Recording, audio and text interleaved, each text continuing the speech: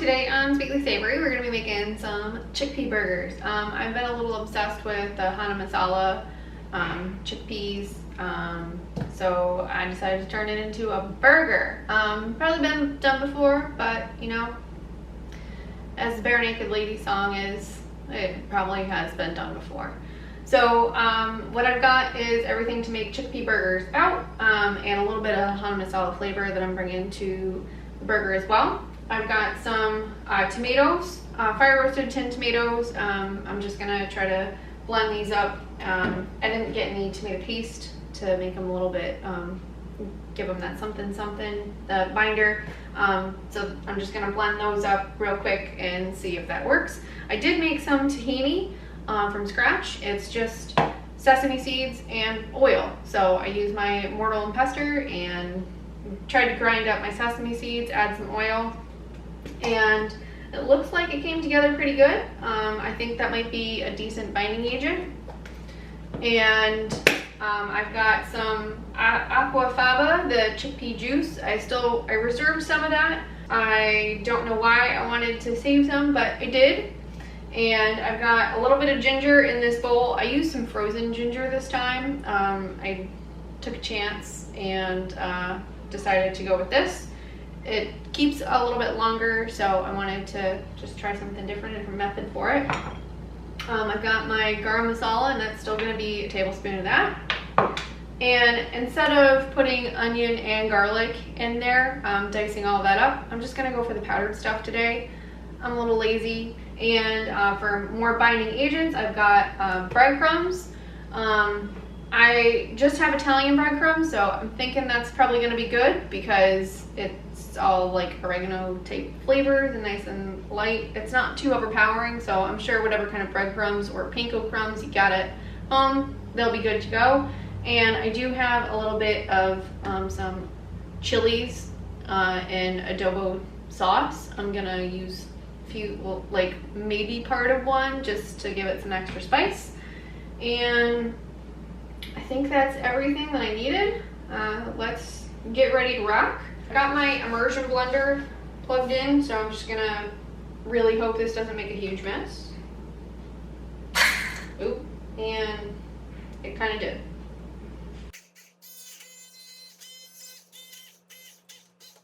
I'm not looking to make like a pureed sauce out of these, but something a little bit chunkier.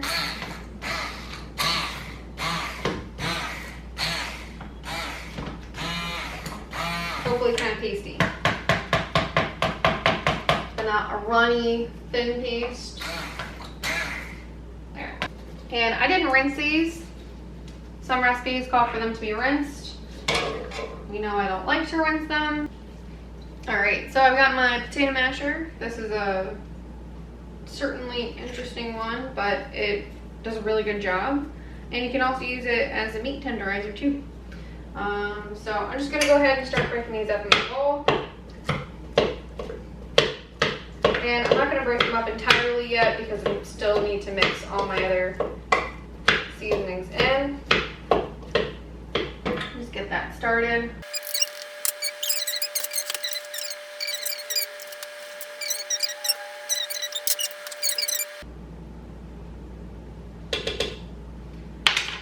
There's that. And I'm going to add a little bit of this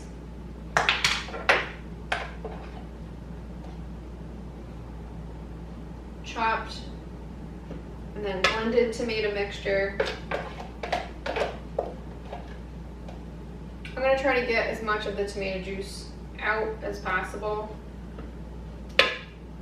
And I used 2 teaspoons of that so far, and I'm just going to go ahead, give this a mix.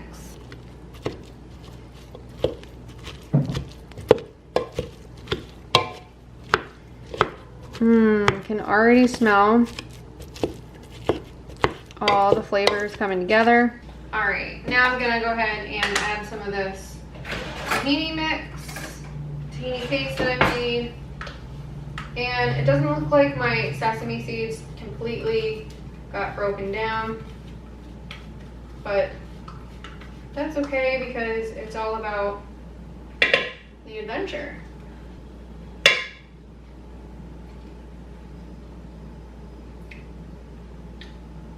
And that's quite overpowering, so maybe I'm glad I only had that much to put in there. Wow. All right. Go ahead and mix all this in more. And while I'm waiting for my chickpeas to come together a little bit more, I'll do some more mixing on that. I want to get my griddle going. And I've got this on low. Now, if you don't have this contraption looking thing here, any old grill pan will work. And cast iron, calcifon, anything like that. So I'm just gonna keep this going on low, get it warmed up, maybe a little bit more than low, just so that it's like not scorching, but I'm getting it warmed up so it's ready to use. And this kind of thing is super cool because you can do omelets, pancakes, burgers, and on the other side there's like grill mark one. So you can grill up some chicken on there and some burgers, and you don't have to go outside and heat up the grill. So that's a really great thing to have. A little fancy tool. And it cleans up the same way as the cast iron pan, which I can link to up in one of these corners. I know everybody likes to watch that one because taking care of those things can be a little confusing. So I wanted to demystify it and show you that it's super simple. It's just water, hot water, preferably to scrape your scrubs or your stuff off of there. So yeah, we're gonna let this heat up. I'm gonna use the flat side of it today just because I'm concerned that anything grill marky or different kind of ridge shapes is gonna break up my burgers. So I'm just gonna use a flat top. And I'm just gonna keep mashing away at my chickpeas and hope that this all comes together smoothly. And now might be the time to add some breadcrumbs, but it looks like I need a little bit of liquid in here. So that aquafaba, that chickpea juice, I'm gonna add a little bit of that. It's probably like a quarter of a teaspoon I put in. And maybe some of the tomato juice and tomatoes, just to get a nice warmth in there. And this recipe calls for, that I'm kind of basing this off of, for 1/3 of a cup of breadcrumbs. But I'm just gonna add them in real slow.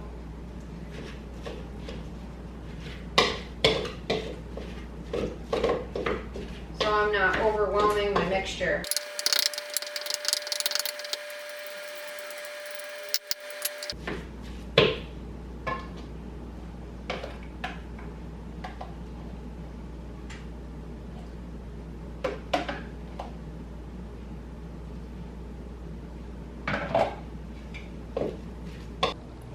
So since I'm just kind of making this up as I go along, this looks like the type of paste that I'm looking for to make the burgers and hope that they stick together. I'm just gonna make one and see what the result is and if that's gonna be good enough to go on the griddle. And today, instead of burger buns, that's the word that I'm looking for, instead of a regular burger bun that usually you put this on, I'm gonna put this on some naan, which was what I used for the base of my curry butter that I have done in the past.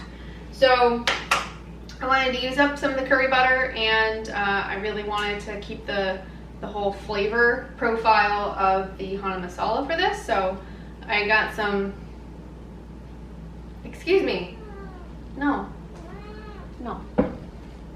So I got some more naan, and I'm just gonna toast that up on the griddle as well, and then use that instead of a burger bun. It is getting nice and warm.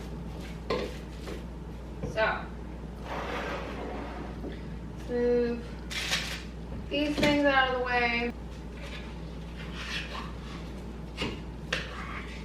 Alright, so I'm just using the teaspoon that I've had out on the counter with me this time.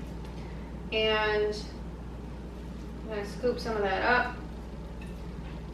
Some of my burger concoction.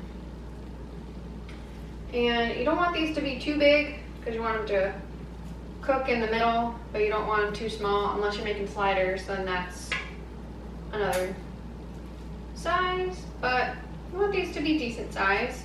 You don't want them to be too big and chunky in the middle because again, they'll be cold when you're going to bite in. And I think this will actually be good. This is a decent thickness for my burger. So here is our result. Oh, you can smell that curry in there. And the sesame. You can see the little sesame seeds in there because it was homemade tahini. Oh man, I can't wait to eat these up. And I'll just go ahead and make the rest. After everything's said and done with the burgers, I was able to make 4 little patties out of here. And they're all about the same size. You always want to try to aim for the same size patties. Whatever you're trying to cook, whether it's like chicken patties or these lovely chickpea patties or burgers, regular meat ones. So I'm just gonna go ahead and plop a couple of these on the grill. And I didn't grease my griddle because I just don't really feel like it. If you want, you can add some grease to your griddle if you want. I don't usually like to because I feel like that'll break down the burgers more, maybe. Not scientifically proven, at least on my part. So if you want to do something different, like I say, take it as a grain of salt and do it your own way. And let me know in the comments if you've tried it a different way and it works out better. So this other yellowy stuff that I'm putting down is just butter. It's the curry butter that I made in this video, one of these over here. I'm gonna use this as a flavoring agent for my naan. And I probably don't need to, but I just wanna step up the game, and I really love that butter, so I wanted to use it again somewhere. And I've just gotten this frozen naan from Trader Joe's, and I slapped it on the griddle. I'm probably gonna turn this up now that I'm going to cook, and I guess we'll just see what happens. So I'm just gonna go ahead and check these burgers, and the way that you'll know your burgers are ready to be flipped is that they won't stick to the griddle. And that's true of most burgers, 99% of the time. When meat is ready to be flipped, it will just naturally release. And I'm finding that to be the same for these burgers, so I'm just gonna go and flip, and yeah, I'm getting some nice color on here. Yeah, now down back. That's the nice golden color that you're looking for on these burgers. And you can see that I got started to get some char here, but that's okay. You just don't want to outright burn them, but they'll turn nice and golden. And my naan's toasting up nice and warm. So this, I might be ready to take off now. Oh yeah. So I'm gonna put together one of these burgers. And I'm just gonna do it by slicing up the naan in half.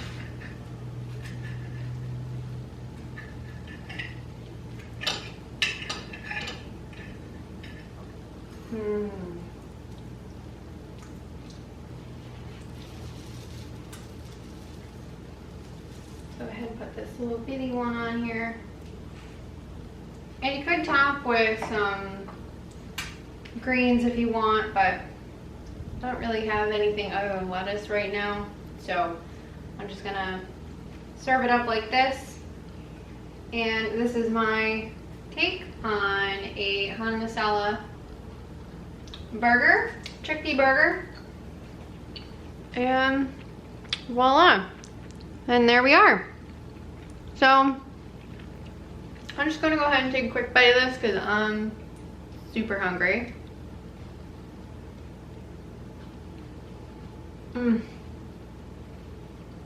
It's just another way to eat Chana Masala. A little bit more time consuming, but you know, it's definitely worth it. You can taste the cinnamon and the garam masala, and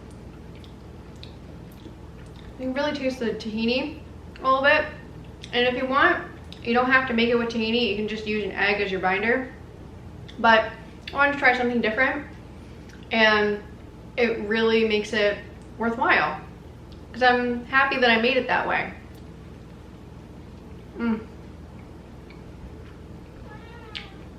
So I hope you try these at home, and if you have any tips or other techniques for maybe making them a little bit quicker, or other flavor ideas for a chickpea burger, go ahead and share that in the comments down below. Please make sure to like this video, subscribe to the channel, and ring the bell for notifications, and share it, eat it, like it. We'll see you again next time.